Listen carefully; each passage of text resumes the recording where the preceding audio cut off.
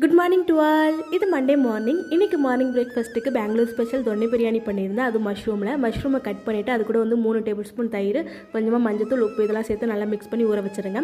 அதுக்கப்புறம் ஒரு பேனில் கொஞ்சமாக ஆயில் சேர்த்துட்டு 1 டீஸ்பூன் மிளகு, ஒரு சின்ன துண்டு பட்டை, 4-5 கிராம்பு, 2 ஏலக்காய், 5 பல் பூண்டு, சின்னதாக கட் பண்ண இஞ்சி, ஒரு ஆனியனை ஸ்லைஸ் பண்ணி சேர்த்துக்கோங்க. அதுக்கப்புறம் 7-8 பச்சை மிளகாய் சேர்த்து லைட்டாக வதக்கி விட்டு ஒரு கைப்பிடி புதினா, ஒரு கைப்பிடி மல்லி சேர்த்துக்கோங்க. இது கூட வந்து வெந்தயக்கீரை சேர்த்தா நல்லாயிருக்கும் ஒரு கைப்பிடி, பட் என்கிட்ட இல்லை, ஸோ நீங்கள் இருந்தால் சேர்த்துக்கோங்க.